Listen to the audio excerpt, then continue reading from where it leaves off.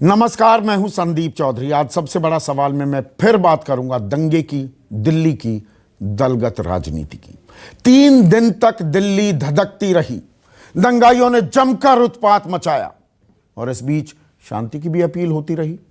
यह कहने को हुआ, कहने को सबने अपील की, शांति बनाए रखिए, लेकिन दिल्ली को जलने से रोकने के लिए कोई ठोस कदम नहीं उठाए गए। राजनेता एक दूसरे पर आरोप प्रत्यारोप करते रहे। आज कांग्रेस अध्यक्ष सोनिया गांधी सामने आई और इस दंगे के लिए सीधे केंद्र सरकार को जिम्मेदार ठहरा दिया। अमित शाह का इस्तीफा मांग लिया।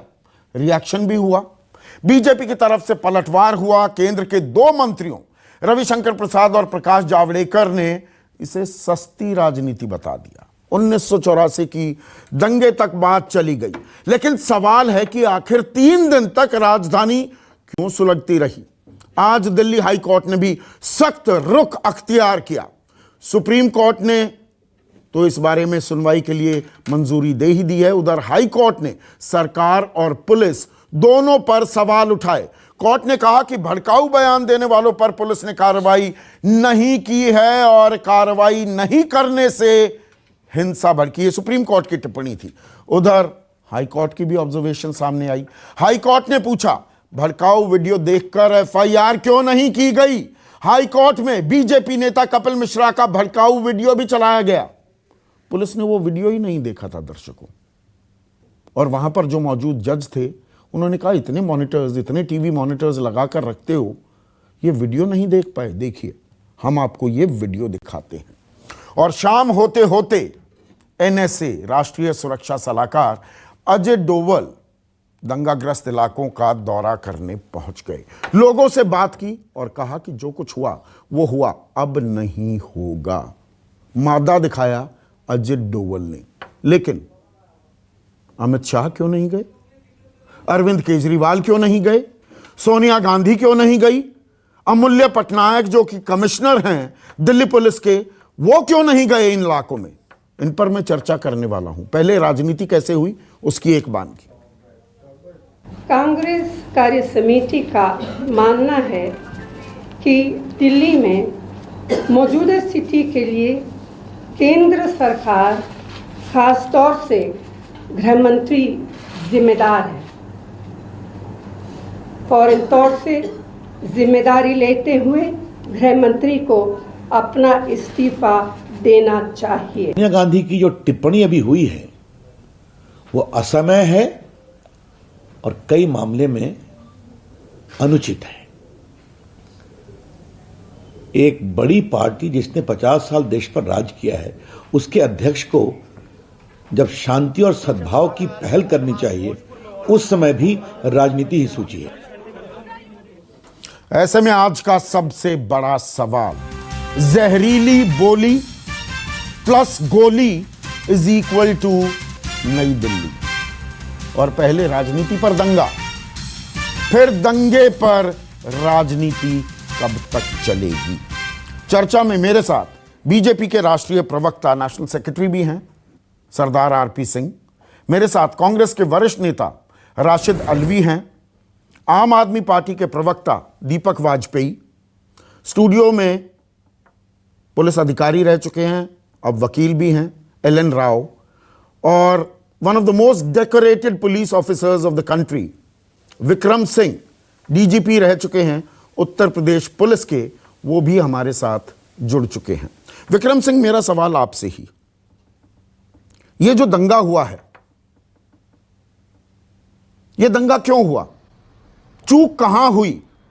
चूक पुलिस के लेवल पर हुई, राजनीतिक स्तर पर दिल्ली सरकार की तरफ से, केंद्र सरकार यानी कि गृह मंत्रालय की तरफ से, या दरअसल सब मूक दर्शक बने बैठे थे इसलिए यह दंगा भड़का, 23 लोगों की जानें गई?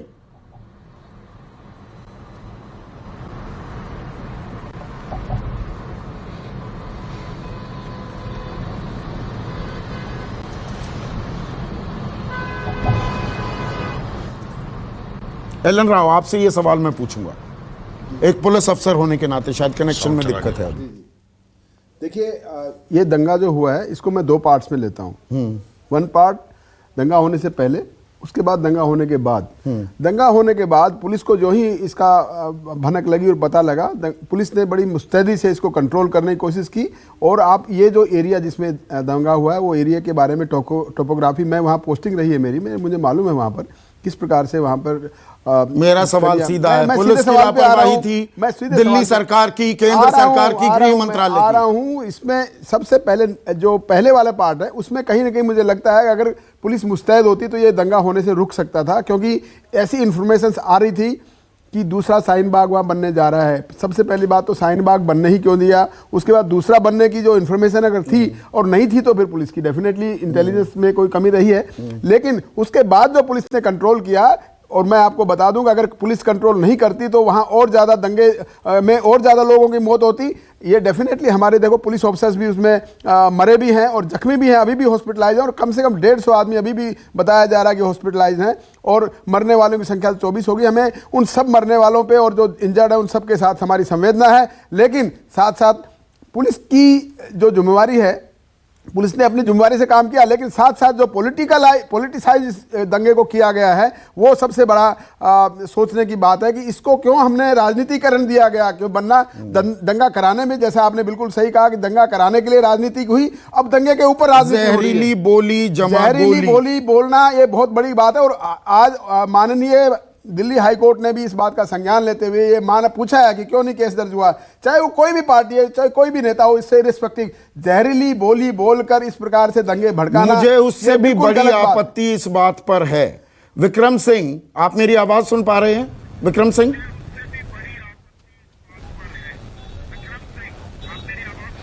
जी आपकी आवाज बहुत अच्छी आ रही है। विक्रम सिंह जी, मेरा सवाल बड़ा सीधा है। पहले तो यह दंगा हुआ, अभी मैं उसमें भी जाता हूं, लेकिन आज की जो मैं तस्वीरें दिखा रहा हूं, राष्ट्रीय सुरक्षा सलाहकार अजित डोवल दंगाग्रस्त इलाकों में जा सकते हैं, लोगों के जख्मों पर मरहम लगा रहे हैं, शांति बनाने की अपील कर रहे हैं। बहुत अच्छा है, काबिले तारीफ है। लेकिन गृह मंत्री अमित शाह क्यों नहीं गए? केजरीवाल क्यों नहीं गए? सोनिया गांधी क्यों नहीं गई? और अमूल्य पटनायक क्यों नहीं गए? वो कहां थे? ये जख्म तो पहले भी भरे जा सकते थे, शांति की मुनादी पहले भी हो सकती थी।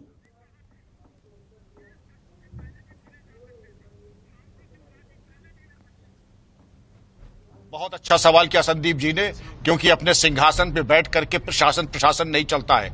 जनता से संवाद, उनकी भावनाओं का सम्मान करना। और पुलिस के बारे में अगर आपने पूछा कि ये कैसे हुआ, तो दंगा अकस्मात नहीं होता है, उसकी पृष्ठभूमि तैयार होती है। पृष्ठभूमि के बाद कुछ स्वार्थी तत्व उसमें ईंधन झोंकते हैं और फिर स्वार्थ की रोटियां, अपने स्वार्थ सिद्ध के लिए रोटियां सेकी जाती हैं। अगर पहले देखें तो एक न एक जगहों में तथा कथित स्वयंभू शांति तक पूर्ण प्रदर्शन जो हो रहे थे वो बिल्कुल सर्वथा अनुचित सार्वजनिक स्थान पे, जैसा कि सुप्रीम कोर्ट ने कहा कि ये धरने प्रदर्शन नहीं होने चाहिए थे, और अगर थे तो पुलिस ने क्या कार्रवाई की। और अगर आपके पास एडवांस इंटेलिजेंस थी, पीएफआई की फंडिंग 120 करोड़ की थी, इसके अलावा असामाजिक तत्वों जिनके पास हथियार और कारतूस थे, तो आपने प्रिवेंटिव अरेस्ट क्यों नहीं की? एक भी नहीं की। एरिया डोमिनेशन के बारे में जो कार्रवाई होनी चाहिए थी, छतों पे ड्यूटी लगनी चाहिए थी, वॉच टावर लगने चाहिए थे, सिक्योरिटी प्रोसीडिंग्स यानी मुचलके पे पाबंद करना, गश्त और गाड़ाबंदी बढ़ाना, ऐसा तो कुछ दिखा नहीं। 72 घंटे बर्बाद किए गए किंग कर्तव्य विमूढ़ की स्थिति में और असमंजस की स्थिति में, उभय धर्मिता की स्थिति में। तो ये तो खैर होना ही था। आपने दावतनामा दिया दरअसल दंगों को।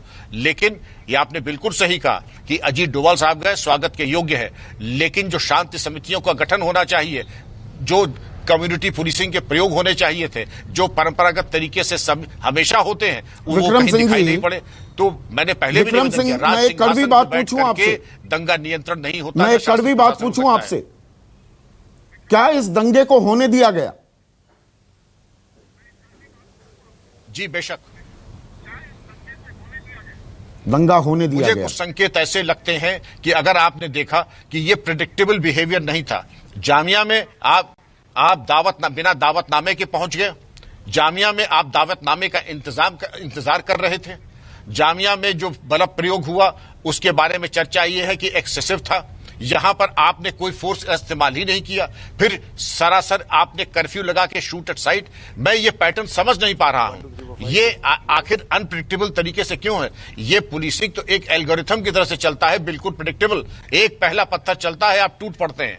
प्रिडिक्टिव पुलिसिंग यही होती है, जितने अराजक तत्व हैं उनकी गिरफ्तारी होती है। ये होने क्यों दिया गया? मैं भी समझना चाहूंगा विद्वान पैनलिस्ट से कि ऐसी क्या मजबूरी थी दिल्ली ऐसी श्रेष्ठ पुलिस बल के ऊपर कि प्रिवेंटिव अरेस्ट नहीं, गाड़ा बंदी नहीं, कोई कमिंग फ्रॉम अ वेरी तो respected police officer RP Singh, ये दंगा होने दिया गया। पर मेरा सवाल ये है, अजित डोभाल आज जाते हैं, जख्मों पर मरहम लगाते हैं, गृह मंत्री अमित शाह क्यों नहीं गए?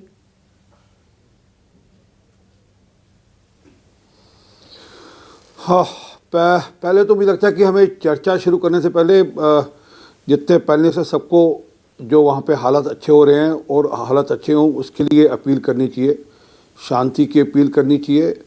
और गुरु नानक देव जी की बानी है, मैं उसको रिपीट करता हूँ, उसको सुनाता हूँ आपको। अव्वल अल्लाह नूर पाया कुदरत के सब बंदे, एक नूर से सब जग उपजया कौन भले कौन मंदे। ये अगर जो मेरे भाई जो मेरे दोस्त वहाँ पर इस सारे में इस समय लिप्त थे या लिप्त हैं, उनकी समझ में आ जाए तो चीज़ें ठीक हो सकती थी कि सब एक ही उस नूर के हैं, वो भगवान अल्लाह और राम किसी नाम से पुकारे। तो अगर ऐसी सोचा तो हालात ठीक होते। ये गुरबानी आप कहते हो कि अजीत कपिल मिश्रा को भी कपिल मिश्रा को भी समझा दीजिए, कभी अनुराग ठाकुर को भी समझा दीजिए, कभी ये गुरबानी परवेश वर्मा को भी समझा दीजिए, सिखा दीजिए, सोदिया को भी समझानी चाहिए थी, केजरीवाल को समझानी चाहिए थी, सलमान खुर्शीद को भी समझानी चाहिए, शशि थरूर को समझानी चाहिए थी, मणिशंकर। ये लंबी सूची है, इस पर मत जाएंगे, इस पर भी जाऊँगा मैं। अगर आप बात करें तो इस पर भी जाऊँगा, मैं इस पर जाना नहीं चाहता था, परंतु पहले बात करें होम मिनिस्टर साहब की जाने की। सर, अजीत डोभाल साहब ने क्या कहा कि मुझे होम मिनिस्टर ने ही भेजा है, मुझे प्राइम मिनिस्टर ने ही भेजा है कि नीचे जाकर चीज़ें ठीक होम मिनिस्टर कौन है? और उस पर जो होम मिनिस्टर तो अमित शाह हैं, लॉ एंड ऑर्डर की जिम्मेदारी उनकी है। सर, उन्होंने क्या कहा, आपने अजीत डोभाल साहब ने क्या कहा आपने सुना नहीं शायद। उन्होंने वहाँ पे बड़ा स्पष्ट रूप से कहा कि मुझे होम मिनिस्टर साहब ने ही वहाँ भेजा है और मैं होम मिनिस्टर के कहने पर यहाँ आया हूँ और मैं चीज़ें ठीक करने के लिए आया हूँ। ये उन्होंने अजीत डोभाल साहब ने कहा और कहा कि अब चीज़ें ठीक होंगी, इसकी मैं श्योर। मतलब होम मिनिस्टर नहीं आएंगे, दंगे हो जाएं, 23 लोग मारे जाएं, होम मिनिस्टर नहीं आएंगे, अजीत डोभाल आएंगे। मैं वैसे शब्द दूँ आपकी इस बात पे कि अजीत डोभाल कह रहे हैं कि मुझे होम मिनिस्टर साहब ने ही भेजा है यहाँ पर और मैं होम मिनिस्टर के बिहाफ पे आया हूँ। नहीं, मैं सवाल देखिए, देश के एनएसए कभी आपने देखा था कि अरे सर नहीं सर एक एनएसए कभी आते हैं, उनको भेजा गया, आप उस बात की तारीफ नहीं करें कि होम मिनिस्टर साहब ने उनको भेज दिया। मैं अजीत डोभाल की तारीफ कर रहा हूं, मैं गृह मंत्री की तारीफ नहीं कर रहा हूं। नहीं, अजीत डोभाल को किसने भेजा? आप ये नहीं सुना आपने कि अजीत डोभाल को किसने भेजा? अगली बात पे चले जरा, इस पे अभी आप करते रहना बहस, थोड़ी अगली बात पे जरा बात की अगली बात पे चले जाएं। ये समझें कि ये जो हुआ जाफराबाद में और जाफराबाद से फैलकर चांदबाग में और फिर आगे गलियों में गया, मोहल्लों में गया, इसके पीछे कहाँ से शुरुआत हुई? हम इसके जेनेसिस में जाएंगे तो चीजें ठीक से। हाई कोर्ट की टिप्पणी आपको पता है ना, कल तक एफआईआर दर्ज करने का आदेश दे दिया है। हाई कोर्ट की कोई अल्टीमेट टिप्पणी नहीं है सर, हाई कोर्ट की अल्टीमेट टिप्पणी नहीं है। यही हाई कोर्ट ने जो कहा वो गलत कहा। 1984 के कत्लेआम में, अरे सुनिए सर एक मिनट, सुन लीजिए, हाई कोर्ट ने कहा था 1984 के कत्लेआम में तब की सरकार इन्वॉल्व थी। ये अभी सज्जन कुमार के केस में हाई कोर्ट ने दिसंबर में कहा। और सुनिए, सुप्रीम कोर्ट का तो ये डूइंग कांग्रेस, कपिल मिश्रा को आप बचाते रहेंगे। उसने कहा कि उसमें एडमिनिस्ट्रेशन, उसमें पुलिस, सब लोग इन्वॉल्व थे, तो इसलिए तो उसको रिपीट कर रहे हैं क्या? उसमें रिपीट कर रहे हैं आप, रिपीट परफॉर्मेंस कर रहे हैं। लेकिन मेरा यही सवाल, अगर दीपक वाजपेयी गृह मंत्री पर मैं सवाल कर रहा हूं तो सूबे के मुख्यमंत्री क्यों नहीं गए? अब खबर आ रही है वो दौरा करने का मूड बना रहे हैं। मतलब राजनीति में आप इतना मशगूल हैं, आप शाहीन बाग नहीं गए क्योंकि चुनाव लड़ने थे, अब चुनाव हो गए पर एक तरह की राजनीति करने लगे, तो दंगाग्रस्त इलाकों में आप नहीं जाएंगे? क्यों नहीं जाएंगे? मुख्यमंत्री किस बात के हैं आप? संदीप जी, आपको तथ्यों की जानकारी नहीं मैं आपके सामने रखना चाह रहा हूं। कल रात को और परसों रात को एक कंट्रोल रूम बनाकर खुद अरविंद केजरीवाल जी उसकी देखरेख कर रहे थे। हमारे पास लगातार कंप्लेंट्स आ रही थी। मैं, संजय सिंह जी, जर्नैल सिंह जो हमारे एमएलए हैं, बाबरपुर से हमारे एमएलए गोपाल राय जी, हाजी यूनुस जी जो मुस्तफाबाद से एमएलए हैं, सीलमपुर के एमएलए हमारे अब्दुल रहमान जी, ये सारे लोग सारी कंप्लेंट। बड़ा एहसान किया आपने दिल्ली वासियों पर, बड़ा एहसान किया दिल्ली वासियों पर। सुनिए, दीपक वाजपेयी, केजरीवाल ने बड़ा एहसान किया। वोट मांगने के लिए पूरी दिल्ली वासियों को कहते थे मैं आपका बेटा हूं। बात सुन लीजिए, दिल्ली के कैसे बेटे हैं? दिल्ली में 23 लोगों की मौत हो गई, बेटा कंट्रोल रूम में बैठा है। संदीप जी सुन लीजिए आप, हमारी प्रायोरिटी ये एक एक आदमी, हम सब लोग गलियों में घूम रहे हैं। हमने शिव विहार का तिराहा खाली किया।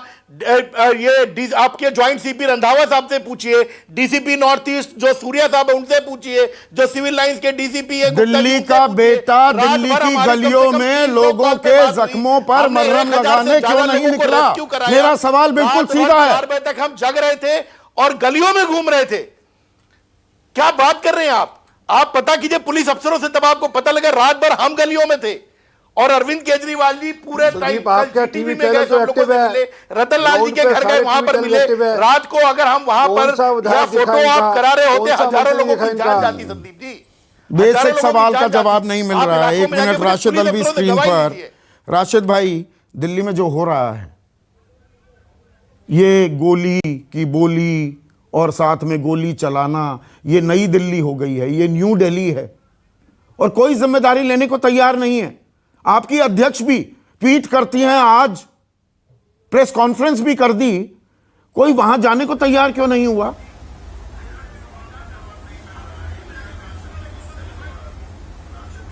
देखिए, सोनिया गांधी को क्या ये सरकार वहां जाने देती? मेरा पहला सवाल आपसे, अगर जाने देती तो पूछिए, कल चले जाएंगे। मैंने एलजी को फोन किया कर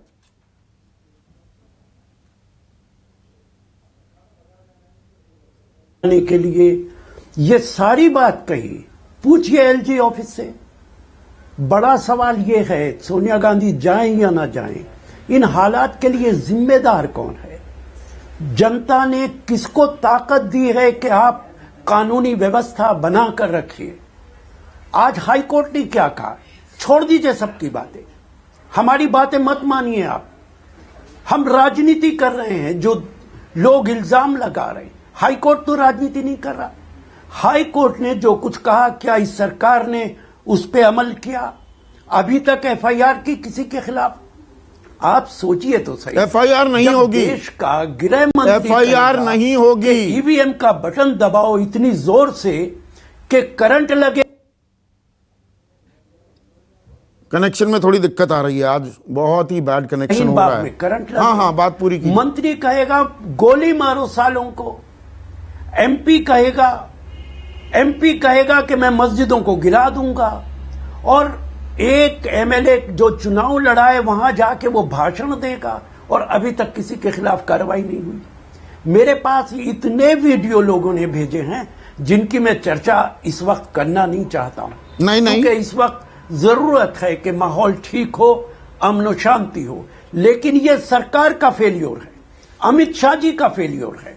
उनकी जिम्मेदारी है कि विक्रम सिंह जी, 1 मिनट। विक्रम सिंह जी, देखिए यहां पर बहुत लंबी एक फेहरिस्त है लोगों की। वो कपिल मिश्रा हो, एक अभय वर्मा भी लक्ष्मीनगर से विधायक हैं, वो वहां पर लोगों को भड़काते दिख रहे हैं। ऐसे अंधेरे में एक उम्मीद की किरण भी है। बीजेपी के ही पार्षद हैं प्रमोद गुप्ता, वो एक मुस्लिम परिवार को बचाते हैं अपनी जान जोखिम में डालकर। मेरा सवाल यह है, हाईकोर्ट की तल्ख टिप्पणी आ गई, भड़काऊ बयान देने वालों के खिलाफ एफआईआर के आदेश भी जारी कर दिए गए हैं। यह एफआईआर होगी क्या कभी? विक्रम सिंह जी। बिल्कुल होगी संदीप जी, क्योंकि अब इसका कोई विकल्प नहीं है। और यह भी दुर्भाग्य है कि जो एक मौलिक काम है, जो कि एक चौकी इंचार्ज कांस्टेबल को कर लेना चाहिए था, अब उसके लिए हाईकोर्ट के हस्तक्षेप की आवश्यकता पड़ रही है। इससे ज्यादा दुर्भाग्यपूर्ण स्थिति क्या हो सकती है? मैंने कई दिन से मैं कह रहा हूं कि कपिल मिश्रा और इस तरीके के जिन लोगों ने असंयत बयान दिए हैं, एफआईआर करके उनके खिलाफ कार्रवाई करे, बिना इस भेदभाव के कि कोई सत्तारूढ़ दल का है, विपक्ष का है, किस संप्रदाय, बिरादरी, जात का है। अगर कानून की परिधि लक्ष्मण रेखा पार किया तो कानून अपनी कार्रवाई करेंगे और बिना किसी भेदभाव के करेगा, त्वरित करेगा, निष्पक्षता पूर्वक करेगा। जब ये असमंजस की स्थिति हुई, तभी ये ऐसी स्थिति उत्पन्न हुई कि हमको कुछ करना है कि नहीं करना है, जाना है कि नहीं जाना है, गिरफ्तार करना है कि, ये बड़े मौलिक सवाल है। एक आपको अच्छा सब इंस्पेक्टर हमें बता सकता है, लेकिन अगर इसके लिए हाईकोर्ट हमें दे रहा है तो मैंने कहा हम कहीं पथभ्रष्ट हो चुके हैं, जिसकी वजह से कि जो मौलिक पुलिस कर्तव्य है उसके लिए भी हमें जो ग्राउंड पर काम हो सकता था। मैं आपकी बात समझ गया। एलन राव, आप खुद डीसीपी रहे हैं, आप डीसीपी होते, मैं संडे का वाकया फिर से दोहरा रहा हूं, 3:30-4 बजे का वक्त है जी। आपका इलाका भी नहीं है, वहां से चुनाव भी नहीं लड़े जी। भारी भरकम भीड़ के साथ आप खुलेआम चुनौती देते हैं 3 दिन में यहां से हट जाओ, ट्रंप को जाने दो, उसके बाद नहीं तो हम देख लेंगे। और डीसीपी वहां पर मौके पर मौजूद है। आप डीसीपी होते क्या करते?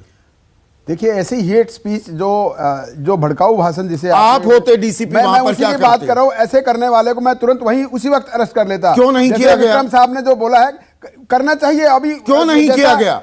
अगला सवाल यह है, डीजी साहब ने अभी कहा है, पूर्व डीजी साहब ने, कि ये मौलिक सिद्धांत है पुलिस का कि कोई भी तो crime वो नहीं- सिद्धांत का और पालन पुलिस क्यों के नहीं हुआ? सामने जो क्राइम हुआ, ये क्राइम है, हेट स्पीच करना क्राइम है। उसी वक्त पुलिस को उसके एफआईआर दर्ज करनी चाहिए थी। हाईकोर्ट क्यों नहीं हुआ? ये नहीं हुआ। यही तो सोचने वाली बात है। इसकी इंक्वायरी होगी। अभी ये पूरा इंसिडेंट हुआ है, ऐसा नहीं कि जो कुछ हो गया वो होने दिया जाएगा। अभी इसकी पूरी इंक्वायरी होगी। जिन जिन आदमियों की गलती है, जो ऑफिसर्स की भी इसमें गलती हुई, या पब्लिक के आदमियों की, या किसी पब्लिक रिप्रेजेंटेटिव की, या किसी नेता की जो इसमें गलती हुई है, सबके ऊपर कार्रवाई होगी। और इसके बाद ये जो अभी जो माहौल बना है, इसमें मैं ये कहना चाहता हूं कि इस पे राजनीतिकरण ना करके शांति की अपील हम सब लोग करते हैं। और शांति की अपील हम कर रहे हैं, लेकिन जिसने शांति भंग की उसके खिलाफ सख्त कार्रवाई होनी उसके चाहिए। खिलाफ सख्त कार्रवाई होनी चाहिए। इसके पीछे हम होगी, पड़े रहेंगे। होगी भी। सरदार आरपी सिंह, जिन्होंने भी, वो किसी भी राजनीतिक दल के हों, पार्टी के हो, कोई इससे रिस्पेक्टिव हो, बीजेपी जिसने पार्टी, भड़काऊ आम आदमी बयानबाजी की, उनके खिलाफ एफआईआर होनी चाहिए कि नहीं होनी चाहिए? बिल्कुल होनी चाहिए, बिल्कुल 100% होनी चाहिए। मैं इसके पक्ष में हूँ, परंतु अभी पहले जो यहाँ से मैंने शुरू करी, आपने ध्यान दिए, अभी हालात संभरे, वहाँ पर हालात ठीक हो, इसकी ज़रूरत है। जहाँ इस समय एफआईआर हो, भाषण देने वालों के खिलाफ कार्रवाई हो, वो ज़रूरी है, पहली बात। और दूसरी बात, आप जिस बात से मैं शुरू कर रहा था वहाँ आपने टोक दी मेरे को, इसके जेनेसिस में जाइए। जो लोग शाहीन बाग में जाकर नारे लगाते हैं और सपोर्ट करते हैं, छोटे छोटे बच्चों से नारे लगवाते हैं, सलमान खुर्शीद साहब ये जाकर कहते हैं हमें चाहिए आज़ादी, जिन्ना वाली आज़ादी, इंशाअल्लाह आज़ादी, छोटे छोटे बच्चों को गोदी में सामने बिठाकर ये इस प्रकार के नारे लगाते हैं, वो ठीक है। अमरुल्लाह खान साहब के ये सारी शुरुआत कहाँ से हुई? ओखला का चुनाव और दिल्ली का चुनाव पोलराइज करने के लिए अमरुल्लाह खान ने ये सारा अच्छा, आपने तो पोलराइजेशन की ही नहीं। बाग में लोगों को बिठाया। मैं वापस मेरी बात पूरी नहीं, तो देखो आपने बोला, मैं टोका नहीं ना आपको जी।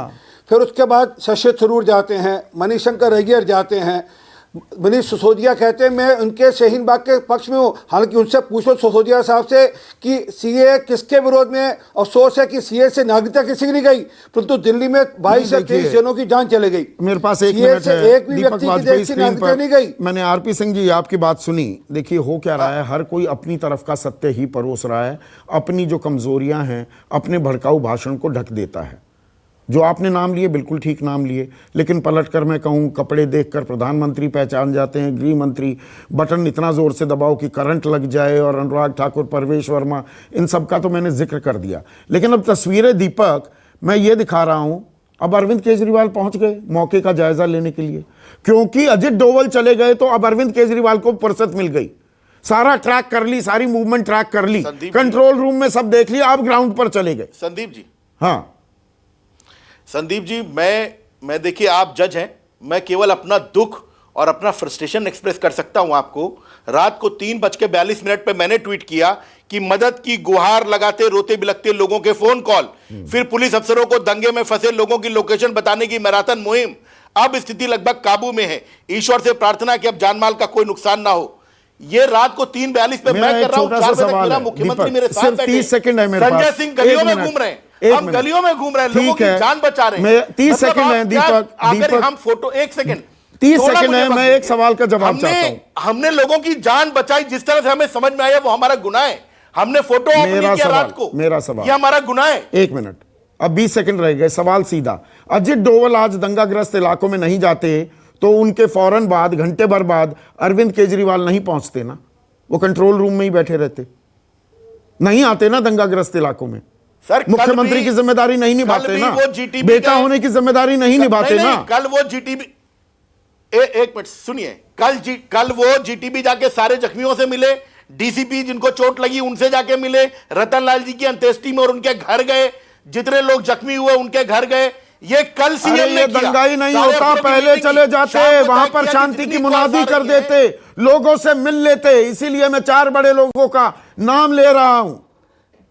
23 लोग मारे गए हैं, ताकि कल 150 आप से बैठ ज्यादा करके लोग यहाँ पर जख्मी सारे हो लोग कह रहे गए, होते कि उन्होंने law and क्योंकि order की कोई situation नेता खराब वहां पर भड़क रहे आप थे, जो फोटो ऑफ लोग कर रहे थे। उन्हें समझाने की कोशिश नहीं कर रहा था।